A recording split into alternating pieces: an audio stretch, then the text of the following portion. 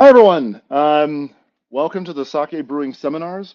It's been a very busy summer. I just got back from the Pacific Northwest of the United States. I met brewmasters from both Tahoma Fuji and Shira Fuji. It's really incredible what you can accomplish in such a compact space, and that's what I think was a great thing to witness over this last couple weeks. I think it will really help set the groundwork for a whole new generation of micro sake breweries. I think we need to see a lot more of that around this country and North America, South America, Europe, etc. Because it's I think how we're going to get the most amount of growth in local markets is when you have a lot more interest in the actual brewing side. So we'll keep talking about that. What does the sake brewing world look like today? Well, as of today's seminar, which is June 29th, 2024, we have been contacted by 59 countries around the world, brewsake.org. We regularly get people in from all over, messaging us and saying hi, but that was really cool. We're almost hitting 60 there. And I can actually say that in 2024, so as of right now, we actually have sake brewers. I don't think anyone knows this beside a few people I've talked to. There's sake brewers right now on all 7 continents, even Antarctica. I'm not kidding. This is a huge shout out to my friend Kevin from Sake Lab LA, who's currently stationed at the South Pole. So I'm not kidding. They're everywhere, which is exciting. I'm not sure that could ever be said in previous time in history. So brand new. Um, so if you're trying to find others in your area around the world, wherever you may be, even if you're thinking I'm in Africa, there's no way there's a bunch of brewers around me. False. There's tons of sake brewers in Africa, and we're finding connecting with people all the time. So wherever you are in the world, please reach out to us. You can try through the Discord, which will be there's a link at the end of the presentation, or you can go to brewsake.org and go to our contact page. So now that we've talked about microbreweries, let's talk about a very quickly growing brewery. Today's topic is product development at Brooklyn Kura. If you have any questions, don't forget to put them in the live stream chat, and we'll try to pull them over to talk today, although we have a whole bunch of questions that came in beforehand. So our guest today is Brandon Doughan. Now, I'm very clear about this. It's not Brandon Doughan, not Brandon Doughan. Everyone gets it wrong. Today we're going to correct it. It's Brandon Doughan. So, Brandon, thank you so much for being here today.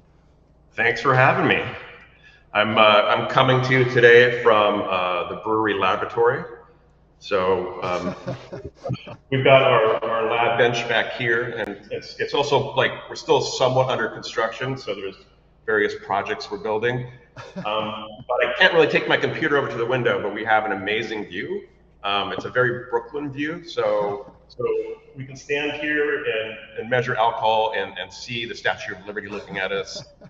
We could see Lower Manhattan, and it's Brooklyn, so we also see a large trash and recycling facility. So it's kind of gothically beautiful. That is amazing. I have actually gotten to personally see your view. It is I think it was your partner Brian that made a big deal about how people can come and study there, and the Sake Study Center and everything you're doing there. And I got to be honest, it's an enticing concept to come by and be able to study there. You guys have an absolutely beautiful office. Really jealous. Brandon, why don't we start off before we jump into questions and all that? Could you just tell us a little bit about your background and how you got into sake? I think you have a really fascinating background. So, sure. I got one of my slides coming up as a kind of the timeline, but like prior to that, I got my degree in biochemistry at the University of Oregon, and went to work in the pharmaceutical industry for a long time, mostly in the San Francisco Bay Area. So I helped develop drugs to treat cancer and heart disease. I took a little stint into politics. I was a legislative assistant in the Oregon State Legislature for a while. And then I went back into kind of academic research, and I ended up at OHSU in Portland doing research on cardiac drugs. And that was about the time I met my current business partner, Brian, and we got into sake. So that was my life prior to sake. All right, I'm going to pull you up now for a couple questions. First of all, I had no idea you did a stint in politics. That is fantastic. I'm finding these interviews with brewers to be so much more revealing than I realized they would be. But yeah, I think your background in biochem is one of the more interesting roles that someone can have in this space because in the sake world outside of Japan, there's so much of an emphasis on the qualitative that the quantitative is often kind of overlooked. And so as we're building this industry, more and more of that becomes relevant for right consistency, quality control, and all that. And so there's a few people, yourself, Dr. Chiaki, obviously, and others who have studied this as their background, and I think it brings a great perspective to it. So um, well, let's jump into a couple things. So you were at Portland, you met Brian, and now you're here in New York. Why New York City? Well, we when we decided to do this, we did think about various locations, um, but New York is the largest sake market in the country. It's like arguably the center of the culinary world in the United States, and if not the world. So there was just already kind of a potential base of customers here, and more options than say maybe starting someplace more rural would have been much cheaper to start a business. Mm, I think that makes a lot of sense. I mean, Shinobu had a similar take on that, and I think it's yeah, it's a when we're such a nascent industry, having the hub of people that immediately get your product from the get-go, rather than having to thoroughly educate everyone around you, is makes a lot of sense. Um, what is something that you've learned as a brewer that's changed the way you thought about the sake making process? You obviously learned about it at the get-go, and now that you've been doing it for a while, is there anything that's like fundamentally changed over time? You said like, Yeah, I mean, I've got a cliche answer for this. It's like, I mean, the, the big thing I've learned about sake making is that you'll never stop learning things. It's just to continue. Like, there's no point where you're like, oh, okay, I know it all. And then our growth too. How we started, at homebrew scale to like a smaller company, a bigger company. It's yeah, just it's just continuously figuring out things and mm. like beyond the brewing. Like I know every single voltage and wattage and liters per minute and kilograms per hour in this brewery. So it's just and there's going to be more things, right? So I guess that's the big takeaway. Is it's endless learning.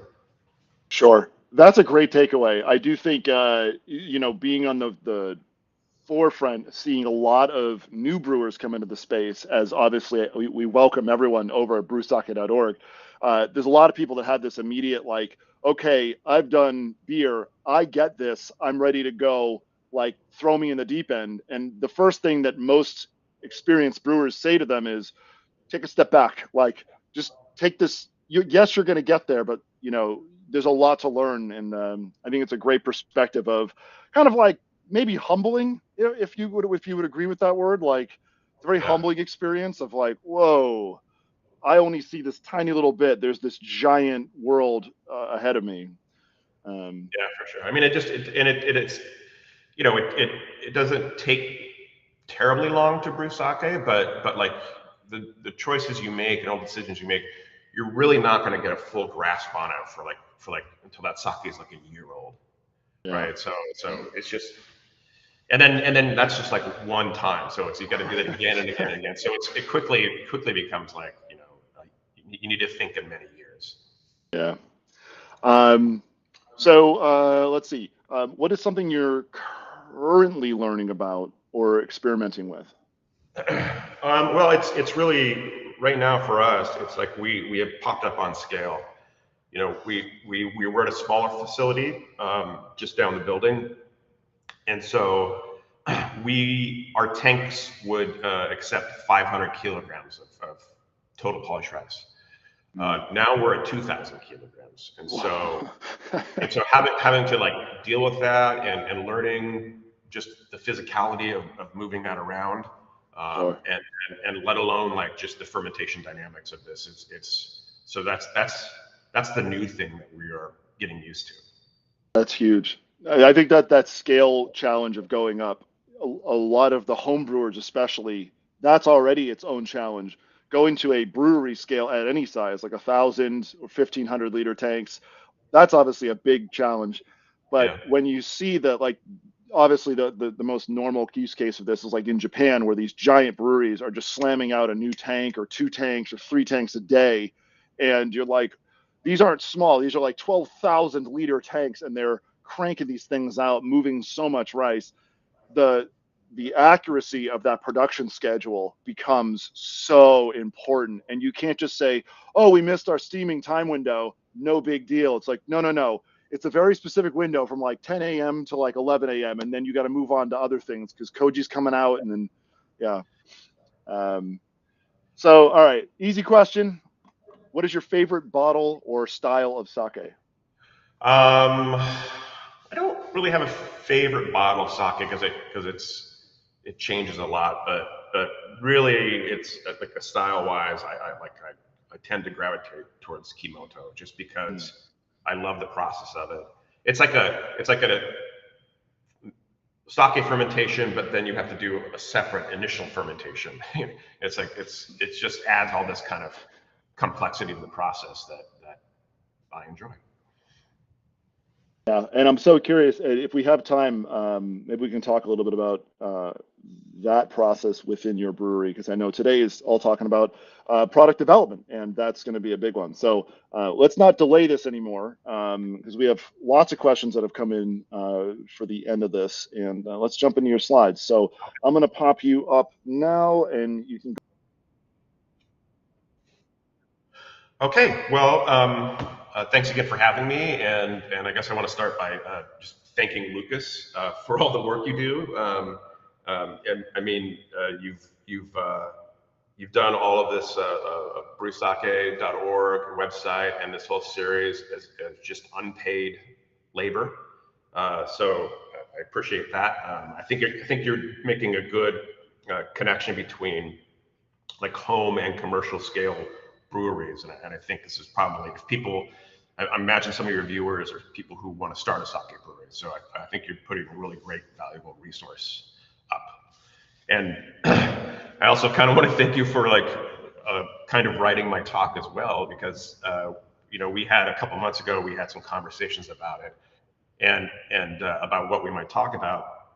And I think you really still steered this into like more of a like philosophical aspect, which is a fun, different kind of talk for me. When I usually like, this is Koji, and this is so so thanks for that. You're welcome. Yeah, so let me talk about just do a quick timeline of Brooklyn Kura, as we were just saying. I met my business partner Brian Pollan in 2013.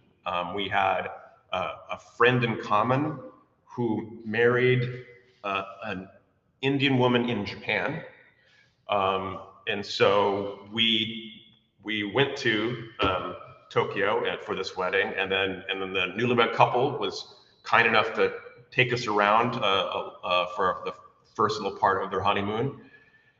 And in that process, we entered a traditional sake brewery up in the mountains. And we were both familiar with sake and drank a lot of sake, but never experienced like the sights and sounds and smells of of like actual sake production. So that stuck with us, and you can see on my timeline here, like we fantasized about starting a company for 3 years. Um, and then finally did in 2016. And probably this was the scariest moment for both of us. Just I think leaving previous careers and starting a company it's suddenly all on you. So it was a stressful and exciting time. After we formed the company and quit our jobs, I was living in Portland, Oregon, and so I came out to New York. And I have this word Pfizer here because we decided that, before we really got going, we needed to kind of figure out sake brewing on a scale bigger than a bucket, in the kitchen. So in Brooklyn, the original Pfizer pharmaceutical company has a building here. That's their very first building. And they sold it, and this incubator bought it. And so they converted it to all these tiny little shops. And so it's all these like New York City food makers and people wanted to start a restaurant. So it was a really great crowd of people trying to like figure out their businesses. And we had that space for about a year, and that helped us like figure out the rice options in the United States, and sort of like early recipes. It was very valuable while we went all around Brooklyn looking for like a space that would work for us.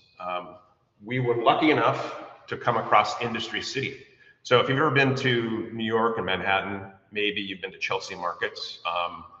It's like a maker retailer concept. So the original Chelsea markets, they had all this like warehouse space, and people were just doing like wholesale businesses. So the group that formed that, they just convinced them to put a little retail spot up, so you can see all the stuff being made and packaged, and then you can come and buy it. So it gives the consumer like kind of a variety of things. And so they sold Chelsea Markets and bought the area I'm in called Industry City, which is 6 million square feet of previously mostly abandoned warehouse space out here in Brooklyn. And so we just had a raw space with columns in it, and designed and built a brewery. And so that brewery was about 3,000 square feet. We cobbled together equipment as best we could and started production. Sold our first bottle in early 2018. And so that down there, we produced sake and had a small tap room. And after a few years of that, we had some friendships with various breweries in Japan. But then we started kind of entering into a partnership with Hakai-san Brewery there. And what that partnership allowed us, it allowed me to have access to hundreds of years of brewing amongst all the brewers there, and that knowledge base. And it also allowed us the funds to expand our brewery. So we looked around Brooklyn again for a bigger space, and then finally decided to stay here in Industry City. And Industry City kind of bent over backwards and got us a really nice space just down at the end of the building. So we went from about 3,000 square feet to about 20,000 square feet. We now have 2 floors, the first and the second floor. On the first floor, we process and steam the rice and cool it. I'm sorry, on the second floor. And on the first floor is where we have our fermentation tanks and bottling line. So that build out this all happened during the pandemic, so that caused various difficulties. But we finally, got into production in about April of this year, and have been putting together these larger 2-ton batches. And just yesterday, we finished pasteurizing a large batch of our Grand Prairie junmai ginjo. So we're pretty happy about that, because we had to figure out all the machinery and all the different processes up until getting a pasteurized bottle out of the pasteurizing tunnel and getting a label on it and putting it in a box. So yesterday was a good day.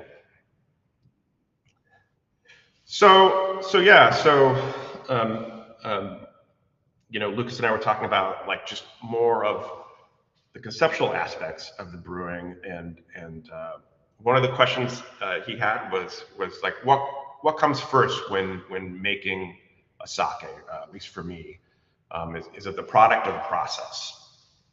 And I'm going to give, I guess, the frustrating answer is both. And it's just different it's been different for different sakes. So this first sake over here on the left is our kind of flagship Nama Nama. It's number 14. It's a junmai ginjo Nama. And the number 14 name sometimes is confusing and people confuse it with the yeast, but it came out of that time in the Pfizer building of just trying different combinations of ingredients and techniques. And it was the 14th batch where we got excited about how it was tasting, and and that product really was number 14 was really a product, because this is a time where we were also fundraising, and we needed to prove to ourselves that, you know, we were going to have a viable business. So it was up to me to make like a drinkable, good sake that would give other people that are involved in the business the confidence to support us. So that really was, I guess, you know, on the product side. Kind of the same with the next sake over, Blue Door. Blue Door is just the junmai nama nama. You know, and those have been just fantastic sakes for us. We sell those the most of any sakes, and that's going to be changing soon. But they've been fantastic sakes for us. So next over, we have Greenwood Kimoto, and this is more about the process. You know, once I was able to get 2 good sakes selling, it gave me a little more time to start, you know, exploring other sakes. And like I said earlier, I'm like fascinated about the Kimoto process. And the scale that we were at was a good scale, because, you know, if things worked out, it gave us a significant amount of product to sell. And if it didn't work out, it wasn't too big of a loss. So, you know, I'd never made Kimoto before, only read about it. And so I just kind of went for it, and even kind of made up some of the aspects of the process. So that was really a sake where I was just about the process and trying to make something new. Can I pop in here and ask a quick question on that? You said you made up some of the steps of the process. What steps would you say you kind of were like, ooh, I don't know how this works, so I'm going to do this? Yeah, I mean, if you dig around and like hold your Google Translate over some Japanese texts and, Yep. or like translate some websites, you'll see instructions on Kimoto, and you'll see like variations. You know, so you'll see slight differences in it. And so, you know, it's like, which recipe are you going to follow? Like whose word are you going to take? So that's part of it. And also, we have fun with it in that the initial mixing, we get people to put on boots, and it kind of mimics like the old school mashing of grapes with your feet. Because, you know, we don't really have like a traditional wooden vats or anything. So how are we gonna, like, this initial grinding of the Kimoto, we involve people stomping on it, and it makes for like cute pictures when people bring their kids to stomp on the rice. So that's like one part of it that we just made up. Did you iterate through using like the different styles at all, or it was like once you settled on one? In other words, by different styles, I mean, obviously there's some people that use like the modern, I think it's the Akita method, where they use like a drill basically with like a paint mixer on it and kind of grind it up, and it takes, you know, a few minutes and you're pretty much done with mototsuri.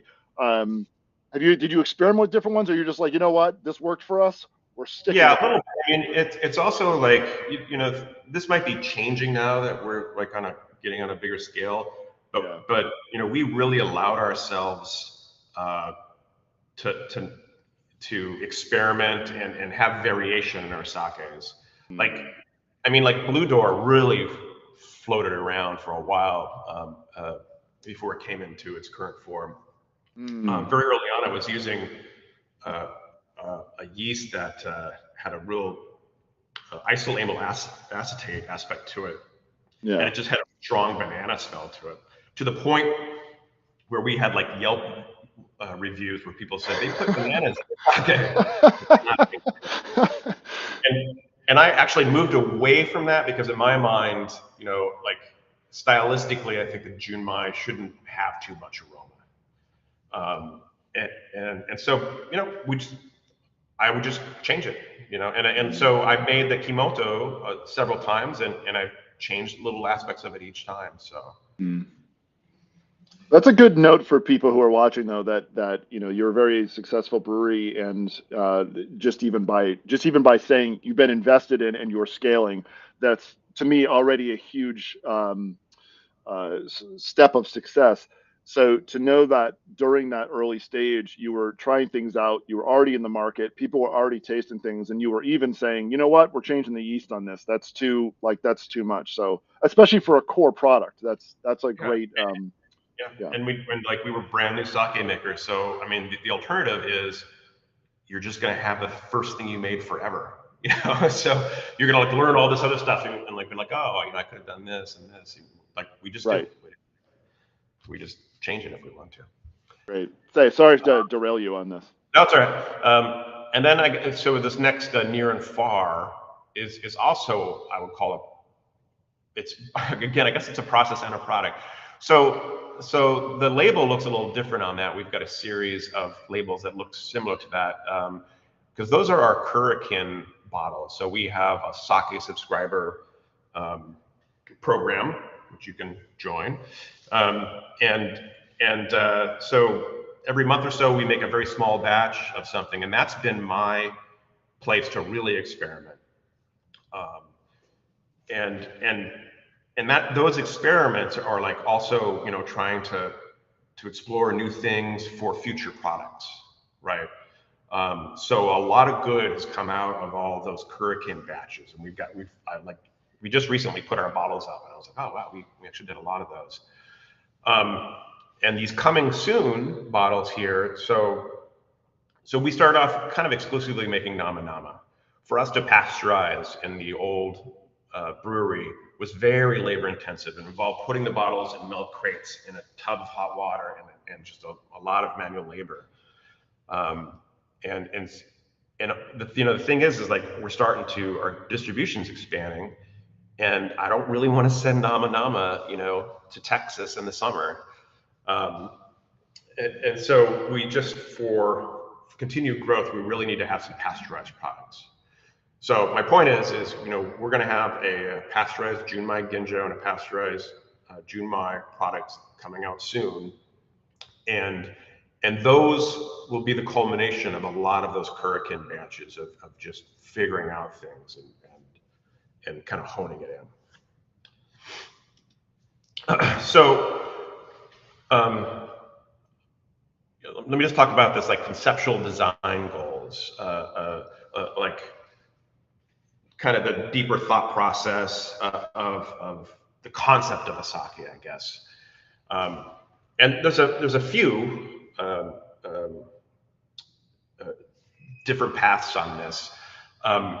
One is, as like everybody knows, that the sake in the United States or outside of Japan is just a continuous education game. I really wanted to come in and show people that sake was just not the one thing you get at Benihana's. Um, we also serve in wine glasses to get away from the idea that it's a distilled spirit or should be drinking like a shot. And then if you come into our tap room, and you didn't know, you would think maybe it was a beer bar or a wine bar. We have an array of taps. And the point of that is I wanted to have the same kind of options as you would have in a beer bar. You could have an IPA, you could have a stout, you could have a Pilsner. It's beer, but there's many different kinds of beer. So the very first number 14 in Blue Door, of those changes I made to them, I was always trying to get them to be really different. So so if people have those kind of flagship sakes right off the bat, they'll be like, yeah, these are clearly different drinks. And one is a junmai ginjo, one's a junmai, and the way I really kind of define those is it's less of the rice milling and more of like the temperature and length of fermentation. So the number 14 is fermented very cold, doesn't really go above 11 degrees for a long time. Blue Door, you let it get up to like 13 and it finishes pretty quickly. And that results in, for 14, it's lighter, sweeter, it's fruity, it's a softer sake. And the Blue Door is just, it's bigger and drier. And we achieve, in addition to like fermentation conditions, we get that difference from our yeast selection. We use kind of modern yeast in number 14. Blue Door is mostly 701. And also, of the rice options we have here in the United States, like number 14 is mostly Yamada Nishiki, whereas Blue Door is mostly Calrose. And for those that don't know, Yamada Nishiki has a shimpaku in it, so if you mill away the outside of the rice, you're going to get rid of a lot of the proteins and lipids, and you're just left with starch, which is just going to give you, less umami, like a cleaner taste. Whereas Calrose is kind of the American sakemai, but it's also a food rice, and it has a higher protein content, and that's going to translate into like free amino acids and umami and just a bigger tasting sake.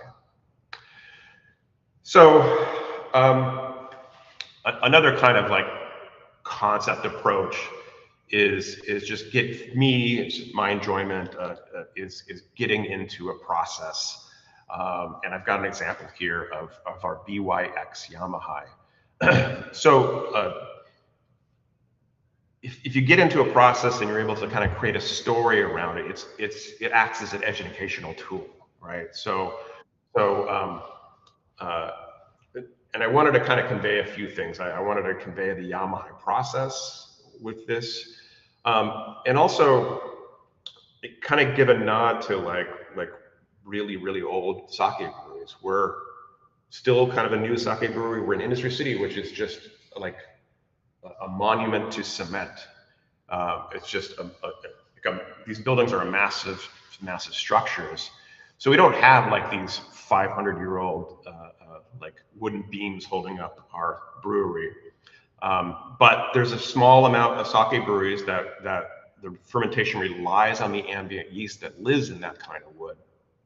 So I borrowed from Norwegian farmhouse ales, where they use a yeast wreath that kind of the yeast can kind of glom onto it and be stored within the wood. And when it's time to pitch the yeast, they just take this ring down and throw it into their wort and scream at it.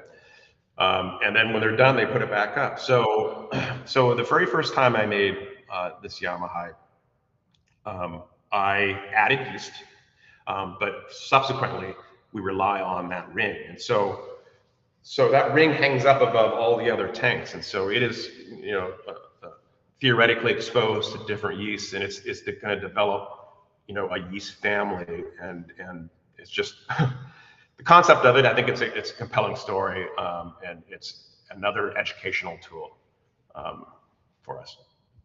Brandon, before you move on from this one, this is a really interesting topic. Couple things I wanted to ask about. First, you mentioned number 14 in Blue Door, that there's yeast differences and temperature differences.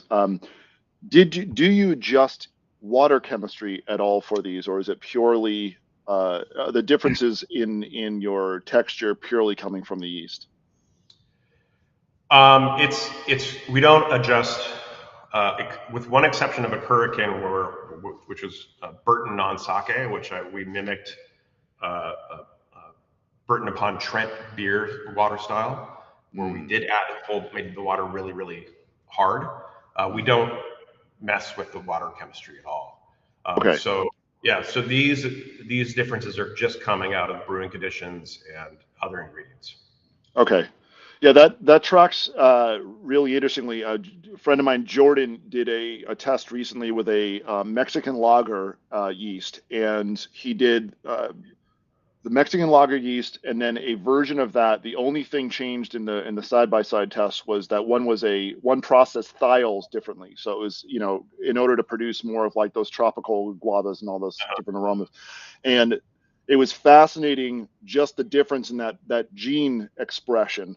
One, you would have thought the water chemistry was super hard water. It was so, the texture on your mouth, it had this crispness to it that was ridiculous. And then going to the other yeast, that was it, the only change, but it was smooth.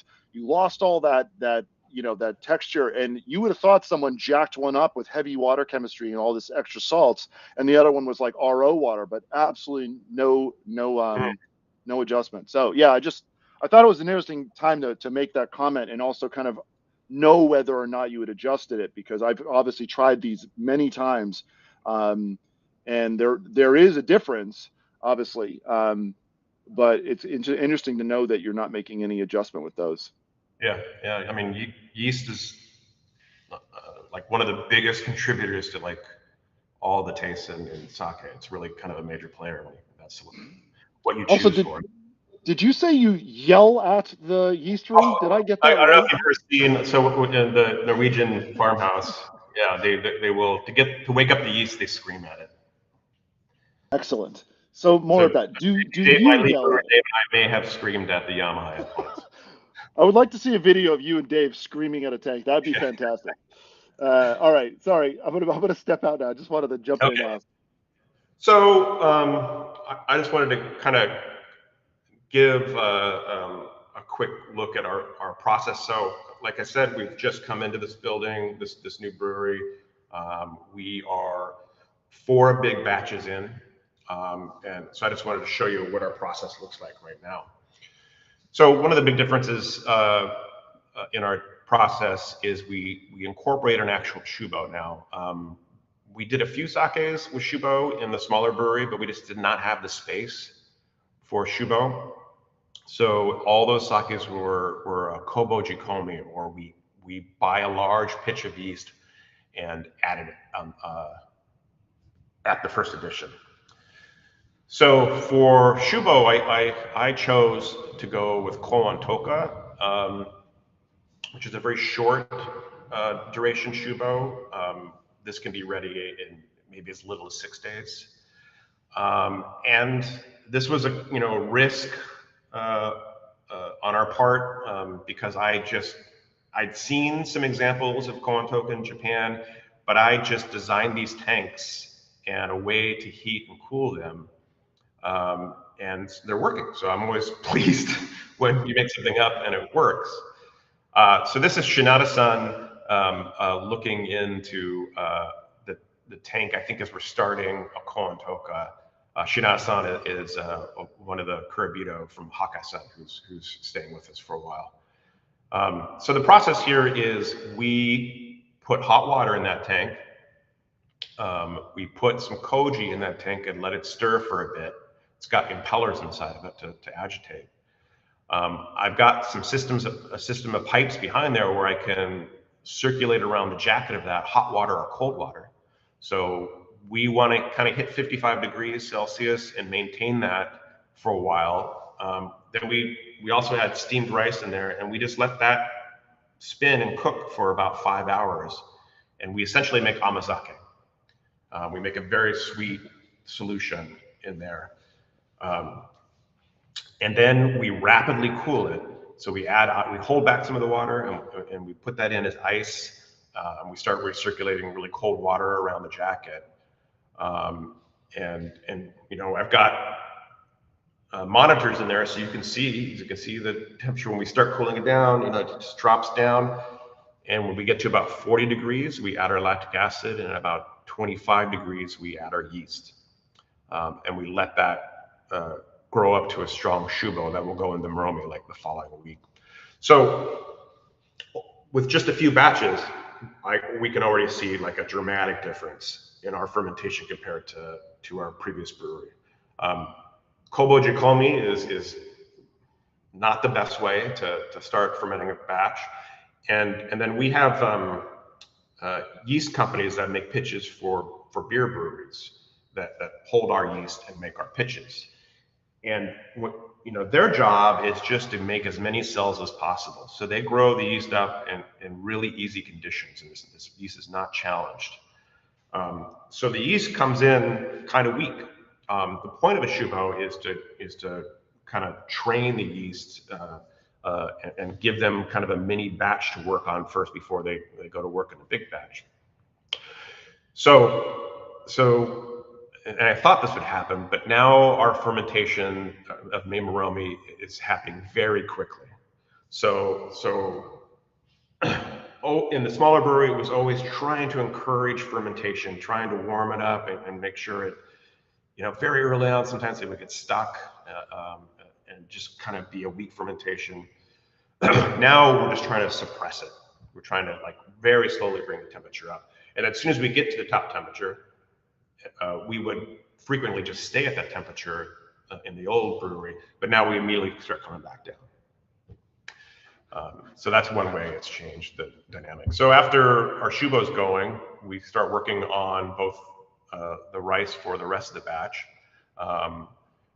This is a rice separator. So off camera here, we've got a machine to wash the rice, and then using water, it takes it up to the spin where it separates out, the floury water from the rice, and then we fill this container with water for X amount of time, depending on our soak time.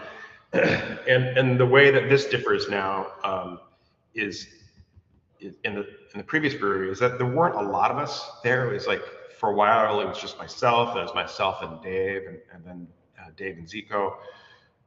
So there's just certain steps we couldn't take, and we basically determine our moisture content by weighing the rice before and after, which isn't totally accurate because we need to know the initial moisture of that rice, which can kind of change from batch to rice, or it can change, as the season changes, the rice can absorb or lose water. So we actually purchased this guy.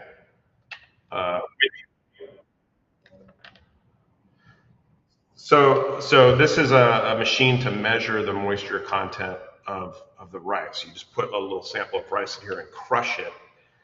And it's upsetting to me as a scientist that I don't know exactly how it works, but I think it measures squishiness or something. But it's important to know that initial amount of moisture, particularly for koji, because we're trying to really hit a specific moisture for making koji.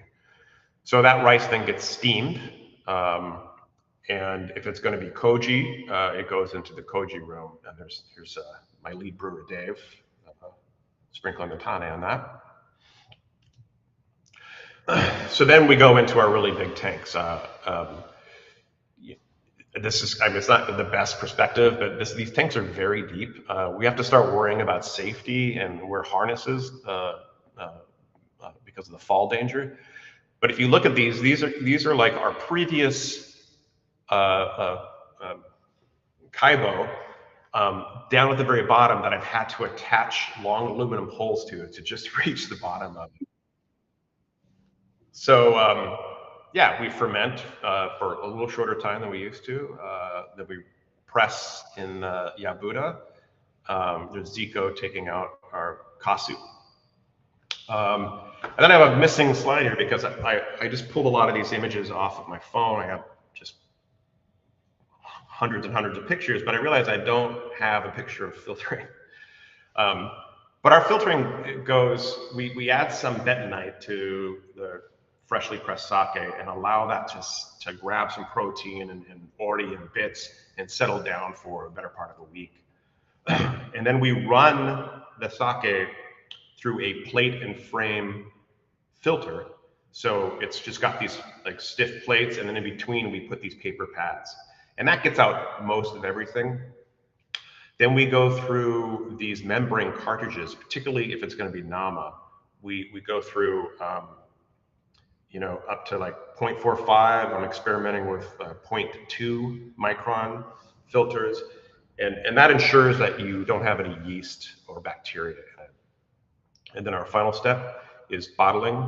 There's Sam, our summer intern, monitoring bottles coming out of the bottling line. So yeah, I guess I want to talk a little bit more about koji. Lucas was asking me about the sort of the different kind of temperature and humidity controls that we have, which have changed from the old brewery. So this first picture is the first half of our koji rooms. These are 3 toko tables, 3 flat tables where we bring the rice in and do that spore sprinkling on them. And then the second half is really where the second half of the 48 hours of koji growing is where we focus on the temperature and humidity. So the second picture here is a tenmaku table, and it basically is pulling air a little bit from the room and a little bit from that kind of manifold going over the front, that we also put a cloth over. So if we just blew air through the koji to cool it down, it would get crusty and dry out. So what this device does is it allows us to mix the really humid air coming off of the koji and the drier air in the room, and kind of tune it in by messing with that. You know, Brandon, when I had done this at Wetlands, the thing that we noticed if we just pulled from the room was it actually also condensed water between the grains, and it created so much, not, I wouldn't say wetter koji, but at the end of the day, you're encouraging hyphae growth on the surface, and so it ended up matting so much quicker as a result of it. So I just thought I'd make that comment for anyone who does think, I'll skip that step. Like there's a huge amount of reason for that as well. Like it definitely does, it can get too dry, right? But that was one of the other things we noticed, is it would just encourage that air coming from the outside was often so much cooler than what was within the actual bed. So as it forced air up underneath the rice, it would. And also in this image, are you forcing it under the rice and up through the rice, or are you forcing it? Oh, yeah, okay, we're filling the bottom area down there with like air pressure, and it comes up through the rice. Yeah. There's a lot on this particular table design that I've seen other brewers in the States attempt this. And one was just putting fans on the bottom of an open bottom table and not realizing that the enclosure is actually super important for it to create positive pressure and shove that through the rice. And then the other thing was not pulling air down through the rice, but rather pushing up out so that the moisture and humidity and heat leaves the rice. Yeah, and then also tucking the rice into the corners, because if you have any area where there's like not rice, the air is going to find the easiest path, and it's just going to go there instead of going through the rice. Yeah, so there's like a lot of little different levers that is nuanced to figure out to control the humidity. Another thing too is if you look in that first picture up in the ceiling, we've got air vents, so we can open and close those vents. Just by opening them, you get natural convection, like taking heat and moisture out of the room. They're also on fans, so if we really want to, pull air, we can do air exchanges within the room. How are you measuring your temperature and humidity? How many sensors are in that table? So there's just one right now with this tank net device here, the third picture. I have the ability to have a couple probes come out of this, but we're just measuring in one spot. And like that's okay, I think, if you really kind of get your depth of the koji uniform. So I've worked for years. I've worked with a carpenter here at Industry City who built these tables, and he built my previous table. And so I made a design that I haven't quite finished, but a leveler. It's kind of a piece of wood that fits over across the table, and then I just need to make a piece of like plexiglass or something that we can adjust the height on it, right? So we can go down and say we want this koji to be 6 centimeters deep. We turn it, mark it on there, we'll turn it, and then we can scrape it across, which will kind of plow it into that, or we can see like, okay, this place is too low here. It's a better visual than like putting a ruler in it. Right. Probing with a ruler is a total pain in the ass. So that's really cool. But this tank net is from the wine industry, and I love it. I can pull it up on my computer. I can pull it up on my phone. I can monitor stuff and change settings. And we use it for the koji and for the Moromi tanks. I even talked with the manufacturer of this because, in wine, you don't really change the temperature of the fermentation, I think. But we change the temperature of our Moromi, particularly, by a fraction of a degree every day. So I'm trying to convince them to make kind of an envelope so that it'll automatically do it at like 6 a.m. every day and get that kind of consistency. Because right now it's like, oh, when you remember and you get over the tank, you change it. So like there's variation in the timing of that. I thought they said they had, I called them at one point about their various levels, and I thought they said they had phases where you could like set a phase for a certain amount of time, but maybe I misunderstood them. But Yeah, I that would be nice. don't want to think about changing the temperature on a tank for like a week at a time. So you do this for this week. Yeah. All right. So I guess one of the questions we talked about, Lucas, was like, how many products is too many?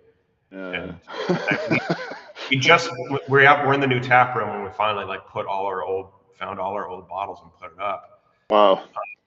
So like I don't, I guess the simple answer to that is for a particular brewery is like what you have the capacity for. Like every time you make the sake, you've got to like, make the sake. You've got to get new labels. If depending on how you're selling it, you might need to get those labels approved, and then you got to sell it.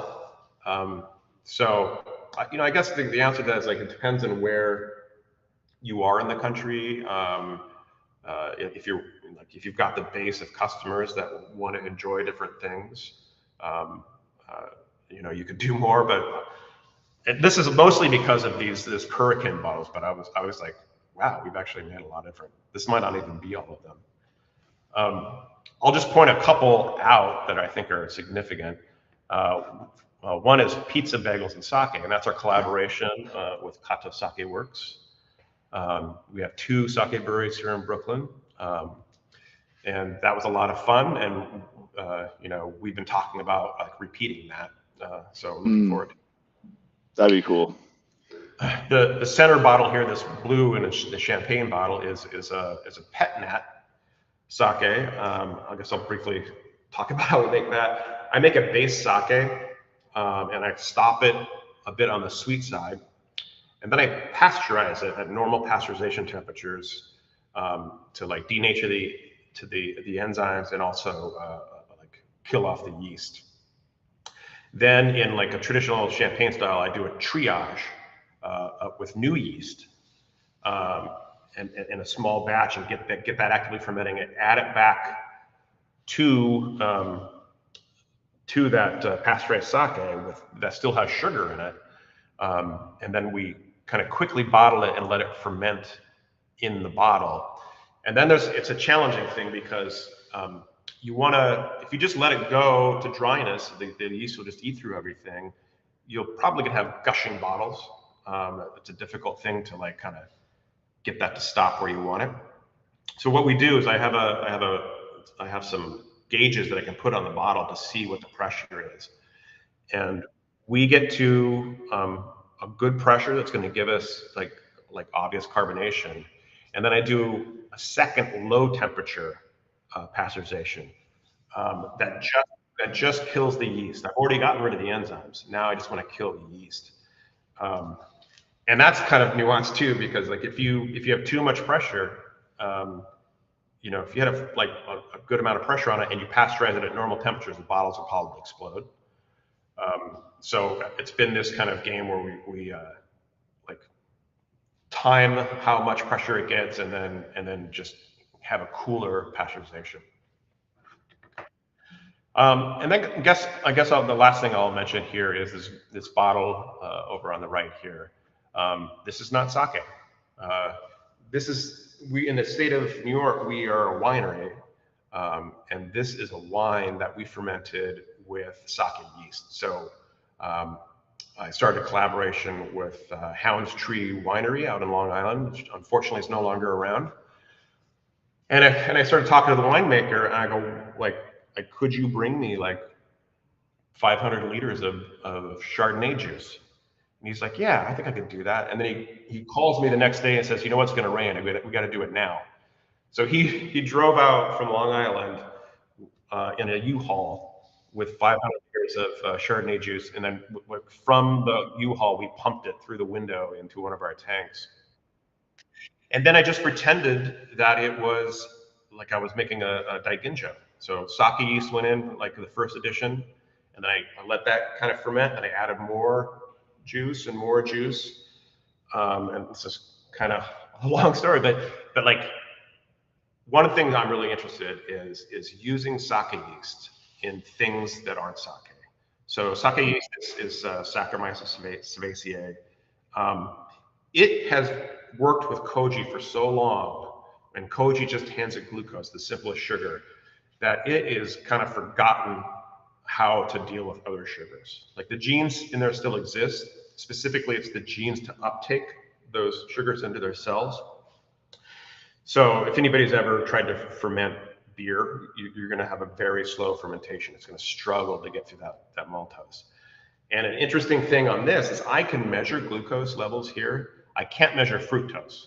I have to send away for fructose, and that's the two main sugars in grape juice. So I could see my gravity slowly going down at a linear rate, and then I was measuring the glucose, and I could see the glucose is about to disappear, and it was gone.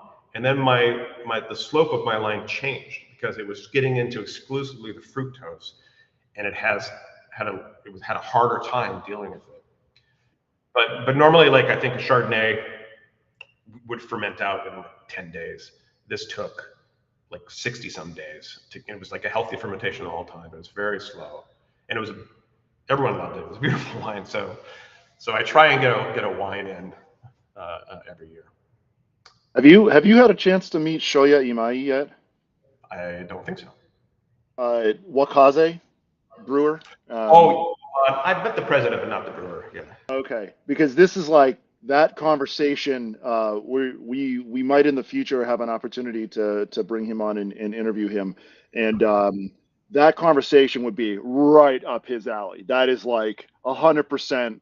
What is the definition of craft sake, and like kind of doing things with different yeasts, not forcing, but maybe like combining the biology of, say, a sake yeast, or for that matter, a beer yeast, and bring that in the sake, or using different mediums like substrates in order to force these organisms to explore their different pathways they either don't normally express or struggle to do, and then how does that express itself differently? Fascinating. Yeah. I mean, one like I've got a couple collaborations I'm trying to convince some people to do with me. One is like if your people are aware of Brettanomyces yeast, so you can ferment an IPA with Brett B or Brett C, and won't really taste funky, the things that Brett's known for. It'll taste kind of like a clean ale. But if you first ferment with like a clean ale yeast and have some gravity left over, and then add your Brettanomyces, it will take the waste products that the clean yeast and transform it into new things. Yeah. And I want to know if sake yeast does something similar, right? Yeah. Like if it's, if you waited the 3 months it would take for a beer to ferment with sake yeast, or if you first did it with some ale yeast, like would you notice like a significant difference? I'm very keen on sake yeast and other things. Oh, that's great. I absolutely love that. I think that the just even thinking about precursors in any way about what is a byproduct of something as a precursor for something else. I mean, this goes into even koji and how different spores are going to be creating different things. And by the way, this is part of why Shoya is so fascinated by this, because some spores will break down, like we know how it breaks rice down, but when those spores, as you said, are so evolutionarily tied to rice, are suddenly put on a different substrate, they produce different. This is more theory than anything else, but like, what will they produce, and then how does that, because of how their biology is adjusting to work with this different substrate, then what will they produce that sake yeast might be confused by, or how will that work? So there's so many cool things that this can go into, and I know it breaks the heads and minds of everyone that wants sake to be this very nihonshu, very defined by the ginjo boom and everything else, but it is a fascinating thought. What will craft sake around the world and regionality? Like, what does it become as people start to experiment? So, Yeah. yeah, we can step off that topic for now. Otherwise, I'm going to get angry hate mail. Um, but cool. Is this are we at the end of the presentation? I think so. I think okay, we're. cool. You want Then I to have some questions? tons of questions. Yeah, let me pull you back up here. First of all, Brandon, that was just as a presentation. Thank you so much. I can really feel the energy you put into that, and it's so awesome getting your take on all of this. There's really just so much to sake, as you know, and I know this isn't so much for you, but for everyone kind of watching these in the future, like that it is, as you said, a constant learning, ongoing experience. And I think a lot of us start off with this sort of as you described your experience, I think I had very similar ones to being blown away by how different things can be. And when you actually go from trying what Japanese sake is, I assume this is a similar experience to people that go to France when they discover wine the first time, and then they come back and they try from different regions or they try to make it themselves. And the amount that we don't know, there's a famous Instagrammer right now talking about the things that people don't know about in the wine world and the things that they never speak about. And when you learn what they're actually doing to take the grape and get to the final product, it kind of changes your mindset a little bit about, oh, this is what it really is. So I just appreciate you kind of elaborating on some of them today and giving people a little bit more perspective. So My pleasure. to get into some of the questions we've had here, and we'll see how many we can get through, and then we'll just cut it at some point. The first question that came up on the live stream was Kimoto. You mentioned it was your favorite. Do you have a preference for ginjo style Kimoto or like a high polish where it's like a 90% rice or something like that? No, I mean my preference is always variety. Okay. I mean, I know there like I appreciate like some of the funky things out there. Like there's some like funky doesn't even begin to describe it. Like these like 90% milling, no milling, Yeah, you know, yeah. guys, and like I appreciate those sakes. You know, like I'm not gonna you know drink glass after glass in one sitting, Yeah. but I appreciate those and even like the sometimes you see like a Daiginjo, Kimoto, sparkling. I think those are awesome too. So it's just like it's a technique, and it does add some complexity and flavor, but you can make any kind of sake out of it. Sure. Another great question came in. You have a new Yabuta now, and big question is someone we don't see a lot in the States. Will you be, I translated these so they're not crazy for everyone watching. Will you be experimenting with sort of like the initial path of like no pressure, and then of course like your sort of nakadori, like the sort of middle part where you're kind of applying just a little bit of pressure, and then finally the like full on putting on the compressor and bringing it up to like 5. Are you going to be experimenting with separating those out so you kind of create different products out of them, or A just little bit. We've started, I mean, like right now with like the early stage of this brewery, it's just about getting things up running. It's just about getting things running and getting sake we're happy with in the tent. You know, to start selling it to cover the cost of this build out. So I, you know, my Japanese colleagues, work with the Yabuto a lot. So they've trained me on it. And then we chose kind of a middle of like the Yabuto has a control panel where you can say, this is how I want the pressing to go. So we chose a real like kind of middle of the road settings on it. And once we get our heads around all this stuff, that's the kind of thing that we'll explore in the future. is yours in atmospheres? Is it set in how many atmospheres you're applying, or is it in PSI? It's in megapascals. Oh, it's in megapascals. Are you? Yeah, that's a big pressure thing in Japan. I'm assuming that it goes up to like 5 or something like that. Is that about? Oh, I have to go look. Never mind. I was just kind of curious, having because I've used a few of them before, like Chiakis and stuff like that. So I Oh was kind of curious. We didn't play around with it all too much. It was kind of, I think, like when full press, we were at like 5 megapascals, and then I think there was like we did separate it out, but some of it got recombined, but there was always some portion that got pulled off as like Nakadori and like store that separately. Um, so someone had a question a while back about Occidental, and if I recall, this is your hopped sake, right? Or there's a hop component to it. Um, so one of the questions was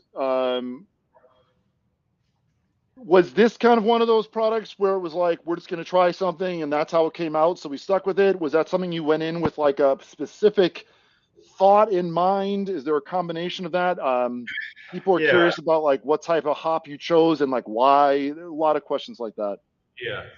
Um, yeah, so like you know, one thing we intentionally did when we started making sake is is we wanted to give people an accurate representation of what sake is. We didn't want to get something that like too weird and bizarre where we're like, oh, many of the people that come into our tap room have never had sake, and they have like probably on a daily basis there's someone that's never had sake and is having it for the first time. Um, so we don't want to put in their heads like oh this is sake and like it's a very different version of it. So I would try to stick really with like as traditionally tasting sake as possible. And Occidental is an exception to that. And it came about very with our Kurikan and experimenting on a small scale. But in the back of my head, I was like, this. I'm in Brooklyn. There's a lot of beer drinkers, a lot of craft beer enthusiasts. I wanted to draw them in. And in the process of kind of developing it, uh, we discovered that it also gets a color to it. So not only does I think it's pulling in beer drinkers, but it also ends up kind of looking like a rosé.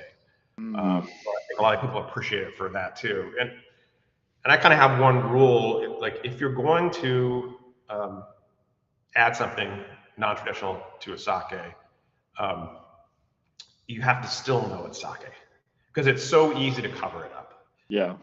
We were just tasting through some yuzu sakes, and I was like, I'll take your word that it's sake because all I taste is yuzu. Yeah. It's such a big, heavy, strong taste.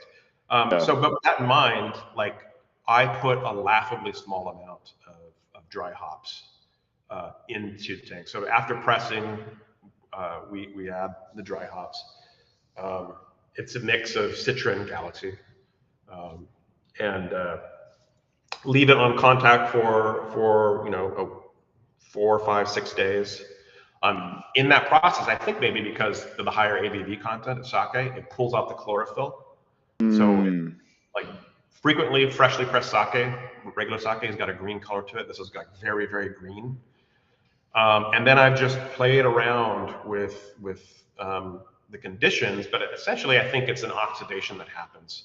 I always make the analogy that it's like how the leaves change color in the fall. It's the chlorophyll and similar compounds going through these different oxidation states. So the color changes, and it's changed different each time, and it's very difficult to dial in. But frequently it'll get kind of an off-putting brown. And then that brown will go kind of like more towards orange, pink, and then red. So, yeah, so that it was small batch experimentation, and people really liked it. I was a little upset how popular it was because I was like, we're trying to make sake here, but now I kind of accept it and trying to larger scale now, really trying to dial in repeatability. Well, that brings up a great question to follow up with, because the next one on my list was well, first it was was the first time you did it too strong? How did you reduce down the hops? This was specifically Occidental related. Yeah. And I assume when you said like laughably small, I remember when Chiaki was doing a lot of their flavors, she had the same philosophy you had. We're literally talking like tea bags, like that you would steep with, that you she could buy like replaceable. They were like an inch by 2 inch, with a flap on it, and she would literally dump like one of those with coffee in it into like a 50 liters of sake for coffee, and that would be coffee. Like it wouldn't be this like giant thing that people often assume like, oh, you're going to really flavor this. It's like, no, this is like a hint of flavor, and it has a big impact. um, Yeah, bench trials. So we'll take off the original sake, and I'll have like 5 or 8 or 10 flasks and weigh out different amounts and leave them under similar conditions, and then taste through them and be like, yeah, right there is like clearly there's hops in it, clearly it's sake. Let's stop there. nice.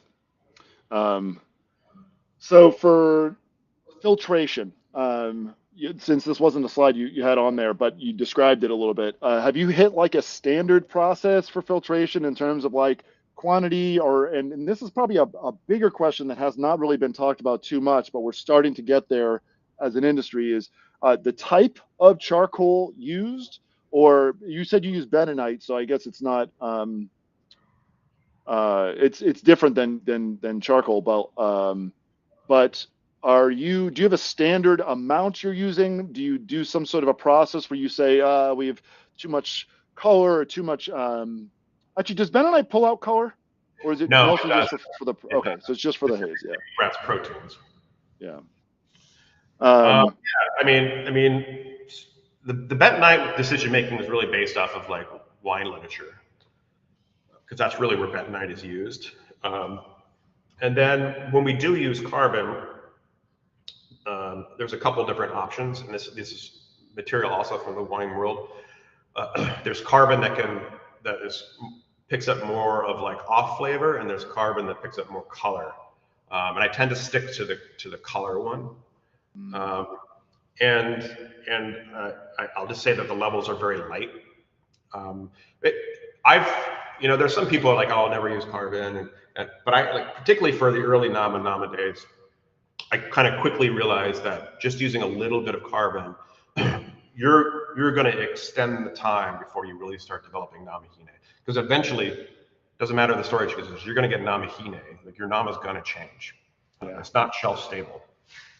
It could change in very nice ways, but in the times like when I didn't use any carbon with it, it would change pretty quickly. So I found for nama the carbon helps with that. And now like you kind of make a decision. There's like some sakes that are like the Kimoto doesn't get any carbon. Like I have like this is a Brooklyn phrase I guess I picked up, but like sometimes the sake is just it is what it is. So we don't like some sakes. I can't quite see my marker board over here, but we've written out everything we're going to do with the sake and we planned it out. And other times, and sometimes this is a tough concept for my Japanese colleagues, but I'm like, it is what it is. We'll just do it and make it, right? Doesn't matter. Just go for it. So I don't know if I answered your question. I think so. I think so. It's well, so the idea of it being like a standard process. So like, are there numbers that you regularly are like, okay, this is literally the amount for this batch.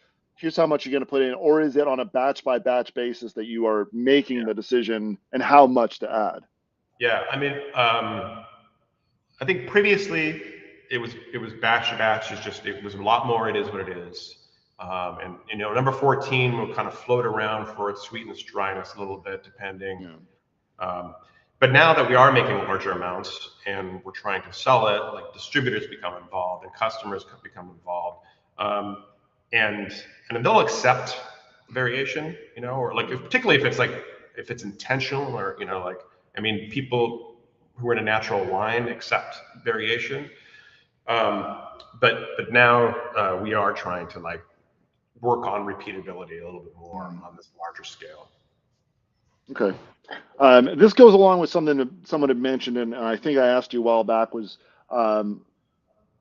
this had to do with shelf stable nama. And I think this is just a filtration question of like making sure that you're trying to pull out as many proteins as possible or enzymes that are affecting the change of that sake. But would you describe your product as shelf stable Nama, or would you describe it as?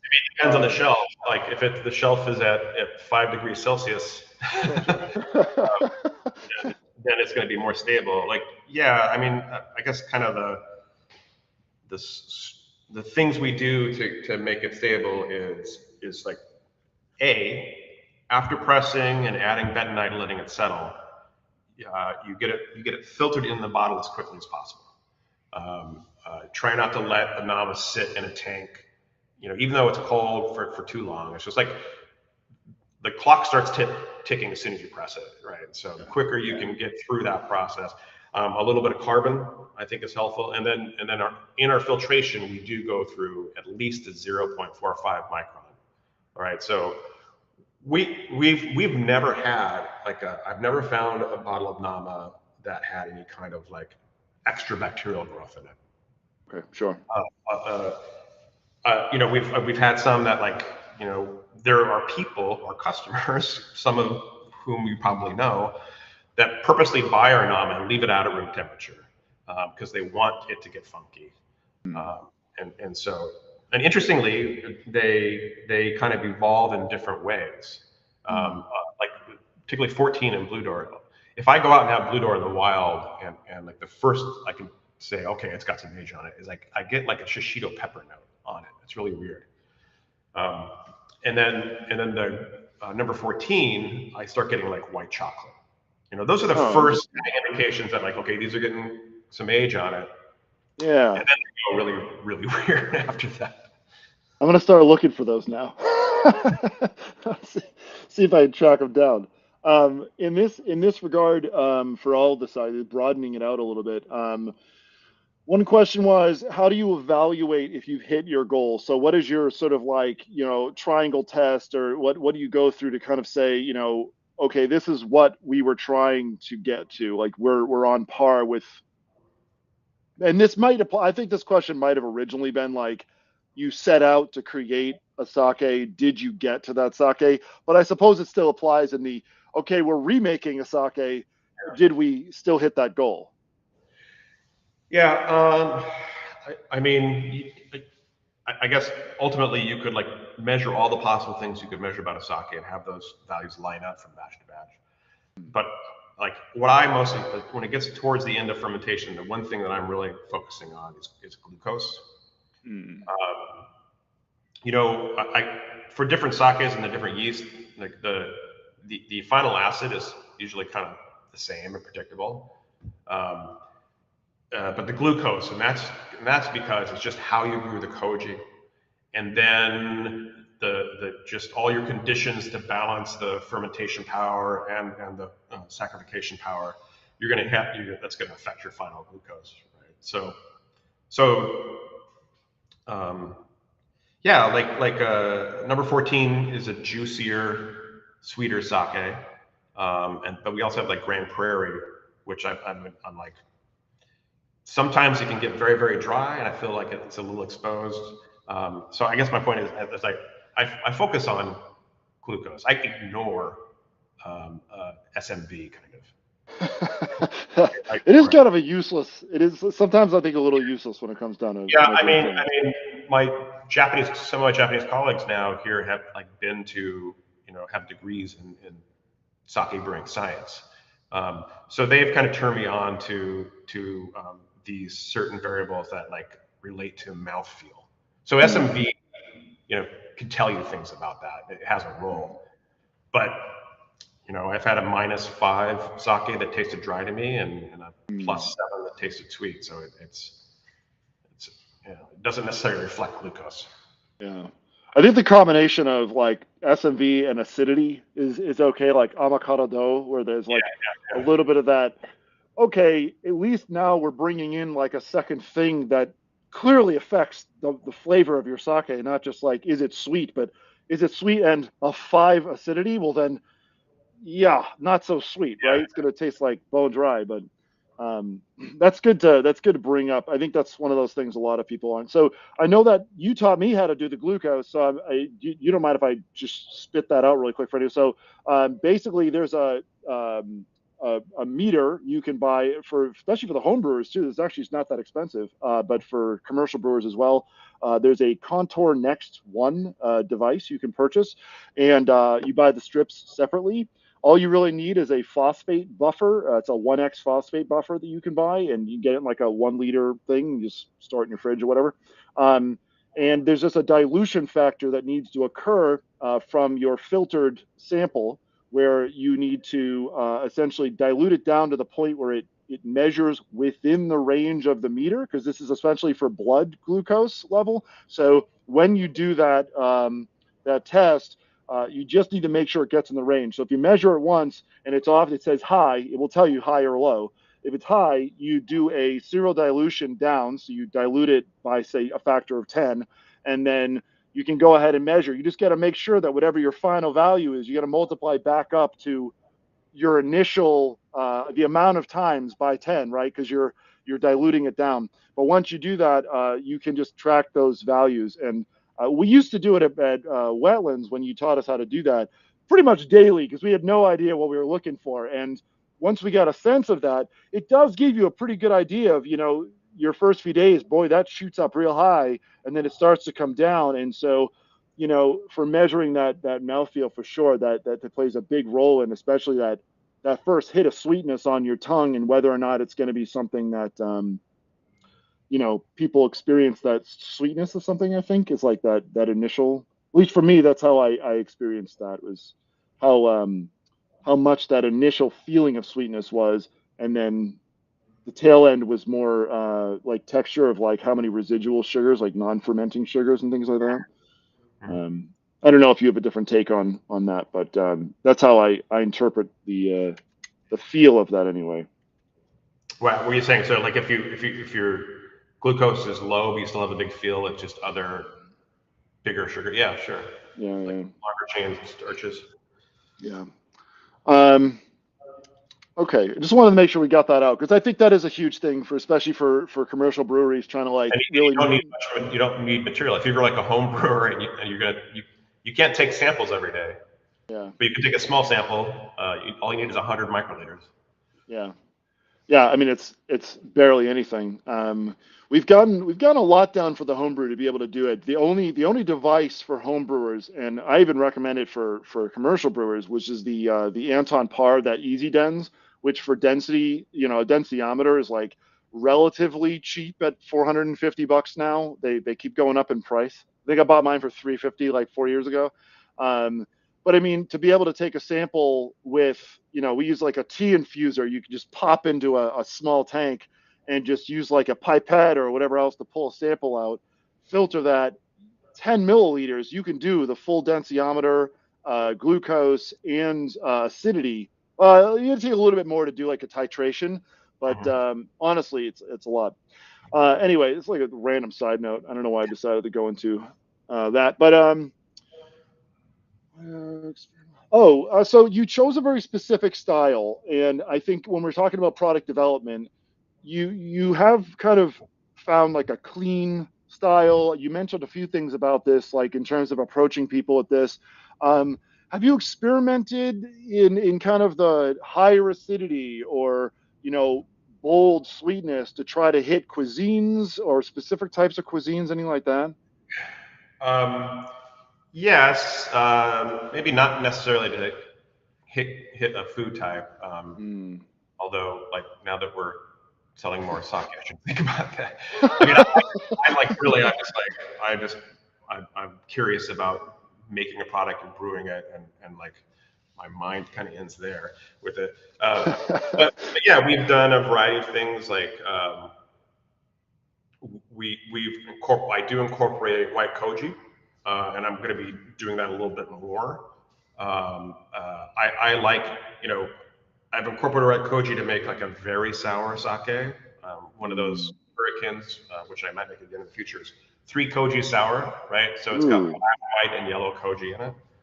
Um, and also I like, there's like a base acidity to sake, and like that's like usually lactic. Mm. But it's nice to have like a little citric pop in there too sometimes, I think, just to give it a different kind of acidity. Um, So yeah, and I guess that's the main way that I've been Yeah. going with acidity. We had a question just come in, and I'm sorry, I just noticed it. This went back to the using the Chardonnay grapes. It was about the expression of the sake yeast esters in the Chardonnay compared to the original winemaker's original must.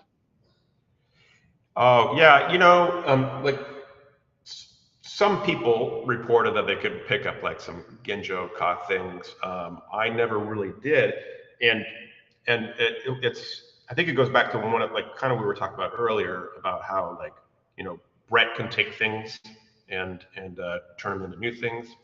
Um, I think that you need to have um, that association with koji. I think like to get those ginjukas, you like that's the sake's got to see yeast's got to see some of that koji to interact with it. This is Mm, I'm sure there's some papers that prove or disprove this, but this is my personal theory.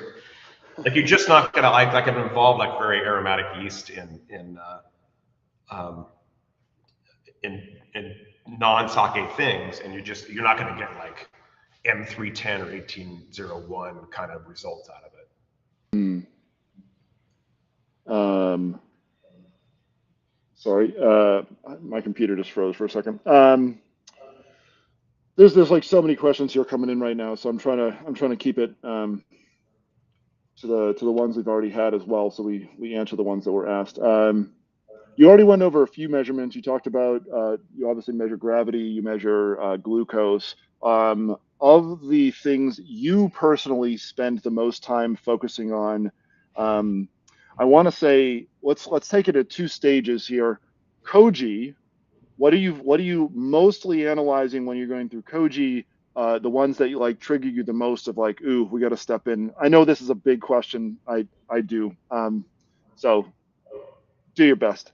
And then obviously on the actual fermentation itself, at the Shubo level, what are you mostly paying attention to? That again, the things you're like, ooh, that would cause me to step in and make a change. And the same with the Moromi. Is that too big of a question? No. With koji, I mean, at different points in my history of making sake, it's just been like um, trying to like get the steaming correct, being clean, not having like other contaminants in there, and then making sure you hit these temperatures. Like if you don't get the koji above 40 degrees for so many hours, you're not going to have much like saccharification. You're just not going to get those Yeah. enzymes. Um, but now that we have more personnel and some more laboratory expertise, we have an enzyme kit now, so I can get the actual level Mm, of enzyme on it. Um, and like I guess there's kind of maybe two ways in general of making sake. Is one where you analyze everything and like always have that, and there's others who just like put their hand in the koji and like that feels right, and then don't take any measurements. I know that those sure. people. So we're kind of a combination of both, and I guess I'm not sure what I would do with the koji enzyme numbers. I maybe make some changes to the fermentation. Mm.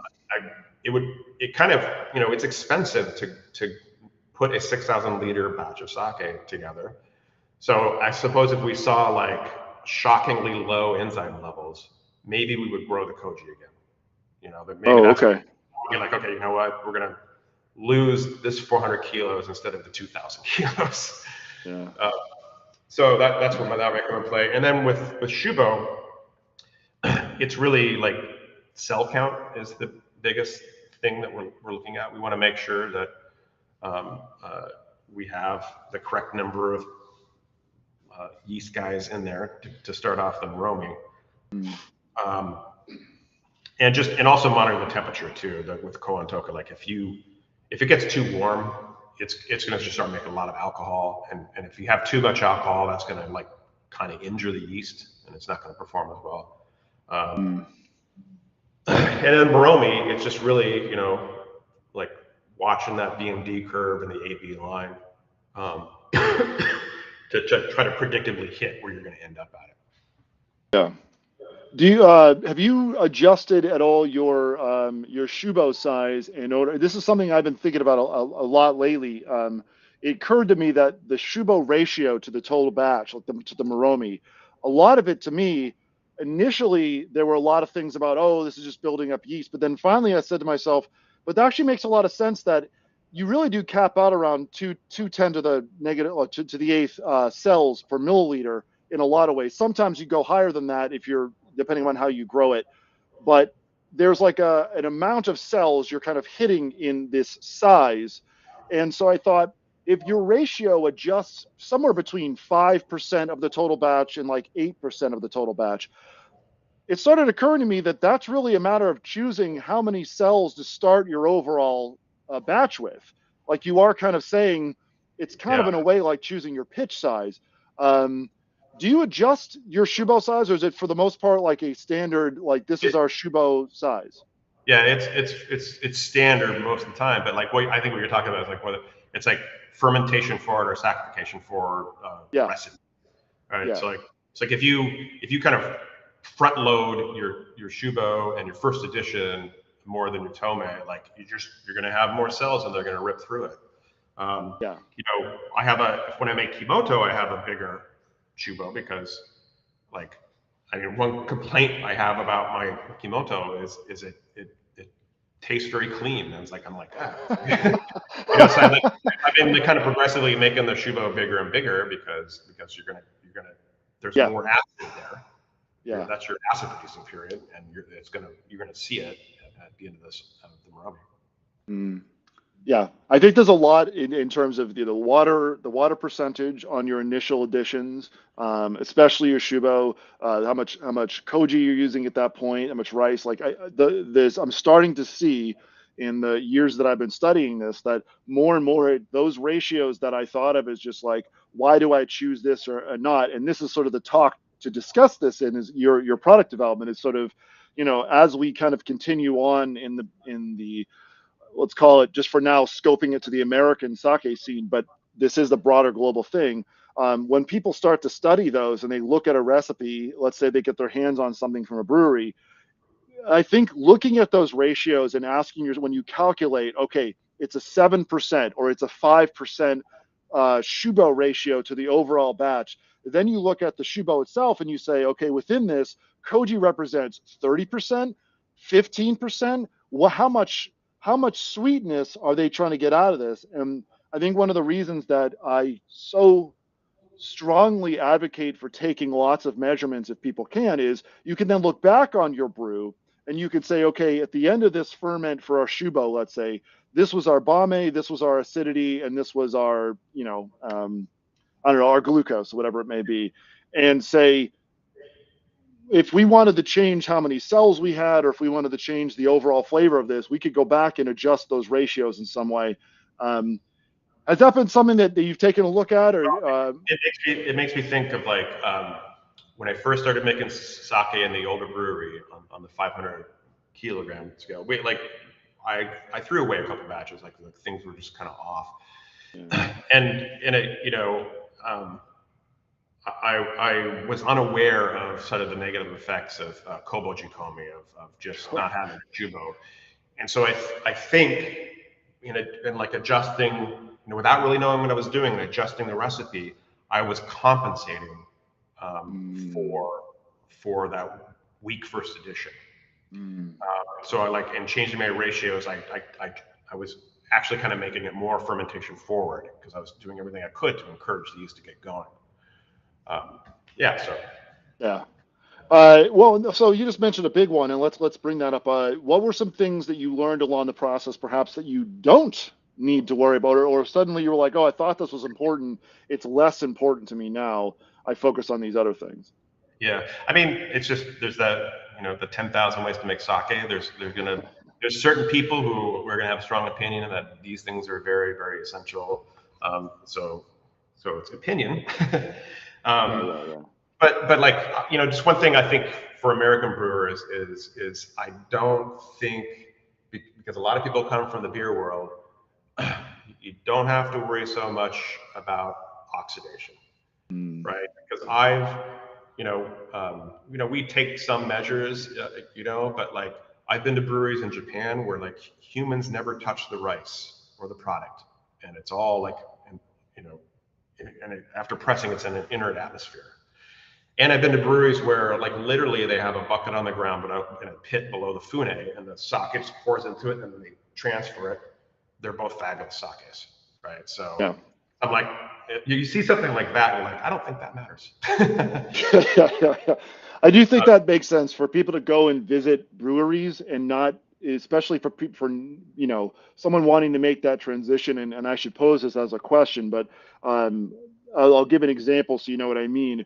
Going to see a brewery, seeing something take place that you go, oh, like, wow, that's totally different. Like working with Chiaki for months, I couldn't believe how clean and amazing her sake tasted, and the environment that we were in was not the most clean. The we didn't use chemicals, we didn't do all the things that the beer side would have had us think you absolutely need to use, multiple, a caustic to get rid of all the organics, and then rinse that, and then a heavy acid to make sure you.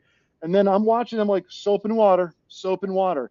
And the Yeah. thing that I did notice that was different was they would do it immediately. They would clean immediately. Nothing stayed around getting caked on and waiting till tomorrow. It was like a CIP happened now. Oh, Yeah. that spoon touched the Moromi. It comes out. It gets cleaned now. Yeah. Yeah, But you can yeah, either, so rinse your kaibo off immediately after stirring, or you could, if you're gonna wait the next day, you're gonna have to soak it, scrub it, because the rice is gonna like turn to sedimentine.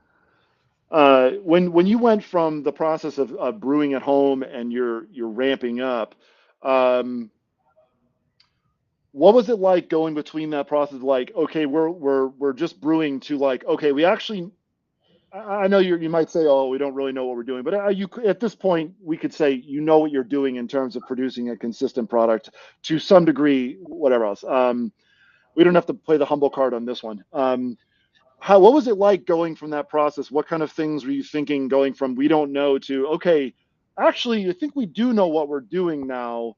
Um, I'm trying to think of how to phrase this, but it was like what was that switch like learning from going from learning how to make it to, you know, when did you know okay, we feel pretty consistent about this or we feel pretty confident in what we're doing? Yeah, like I wouldn't describe it as a switch or like any kind of moment in time. Sure. Um, it's like very slow, to just this is how things are now, and it's I'll say this, it's like the hardest scale to brew on is homebrew scale. Yeah. It's just like if you can make a good homebrew sake, that's fantastic. It's um, but like also just in the scale up, like um, you know larger scale to a point, I assume consistency and quality go up, right? You've got a bigger, like a 6,000 liter tank has a lot of thermal mass. Mm. So it's not going to like, if the power goes out for 4 hours, you're not going to have like room temperature Moromi. Mm. And the power does go out here in the summer. So things are well insulated and they're like, they kind of hold their own. Um, Mm. so I'm really going to say it's kind of like a slow evolution, Yeah. um, to, and maybe you never fully know, but you approach that asymptote. Well, in that regard, I only have like one or two more questions, and we're going to let you go. Why don't we talk about that growing phase?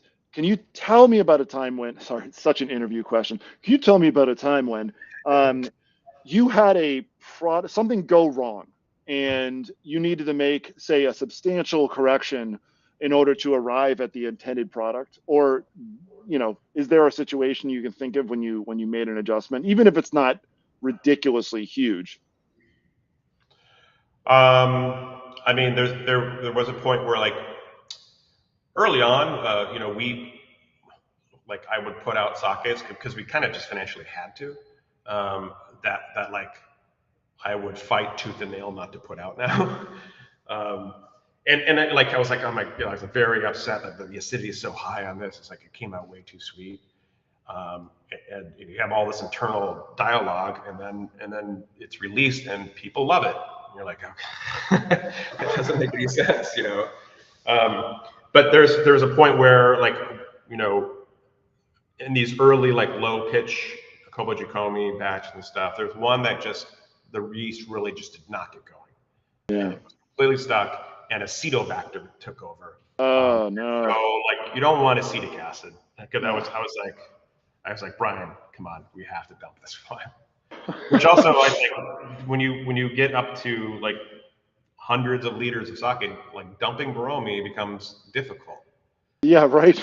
Really, really slowly, and like try and remove as much rice as you can, but like even New York sewers would have trouble with that. Yeah. And then I guess I've had other issues where it's like it's not at all like I intended, but it's still good in a different way. So it's just really kind of like changing the narrative of that release. Mm. That's a good way of thinking about it. I think that's probably the best financial decision on those things when something's like it's not what we wanted, but Yeah, um, and I did spend a little time at a brewery where they had a line of like heavily flavored sakes, and so I saw the process where they're like, this is not good. Let's put it into that line. yeah. Because like those kind of heavy flavor things can cover up a lot. Yeah, I think you mentioning that is really important. You mentioned an issue before where you talked about, oh, we might redo the koji, and I know like in Japan, like just your costs are your margins are already so thin as a brewery. A lot of people say, well, we're not going to ditch this rice. You're going to use that rice. You're just or that koji. You're just going to add some enzymes to the mix and keep going because you're like, well, this is one batch out of many, and at the end of the day. I don't know. I think there's a lot of misunderstanding in the West as to like what are the adjustments that actually go on. We've mentioned this before in here, but there's actually on the tax association site in Japan, even for Nihon Shu, like the strongly regulated thing it is, there's like 40 or 50 things as additives that you can put in the Oh sake, yeah. and it's kind of like and enzymes, also like that's a big part of it. Sometimes is like, there's a reason why producers like Akita Kono and whatnot, they're a big part of their business is selling additives that help the fermentation go along. So yeah, I just want to put it out there as like that is a thing that is practiced. I've seen it in Japan. I've seen it occur, and I mean, and it's a business as well. It's like we're a business, and so it doesn't matter what thing you're making. Is like you have to have the ability to adapt and absolutely. roll with it and figure something out. So Yeah. Brandon, I want to thank you so much. I know you thanked me, and that was a kind of a joke, me saying you're welcome. No, I cannot thank you enough for doing this. The more voices we hear from, it's important, and I think there's some, and I include you in this, that you give a really great balanced take on qualitative, quantitative, and that's really important, I think, for our industry to grow. So when we do get a chance, hopefully, to hear from Shoya Imai, and he talks a little bit about this, his vision of what sake is, he sees Nihon Shu as like within a concentric circle of like sake being this big bubble, Nihon Shu being one of those, and then American sake, European sake, right, kind of being these other pockets within that bubble. And so the question of what our maybe it's hard to call it regionality. The United States is giant, and America is giant, but it will be interesting to see what ultimately defines our regionality. So, yeah, and if you'd like to be connected with him as well, I'd love to put you two in touch because it sounds like you have a lot of interesting ideas. So, without further ado, the next talk is going to be Jake Sequoia Sake. He's going to be talking about rice, making mistakes, how to correct for those mistakes. I think it's going to be a great one, considering he's been studying rice production. He's been doing his own rice selection and growing that all. So that's a really great one. And then we're also going to have Todd Bellamy coming up after that as well. And just for everyone who's watching, we're going to change up the way we do these a little bit as we have been. Obviously, this one's not at the normal time. It's just too hard to navigate Brewers days. It's so hard. So thank you, Brandon, for making this at all and making the time. I know you are in full production mode right now. So It's um, my pleasure. good luck with everything. And yeah, we'll see everyone next time. All right. Take care.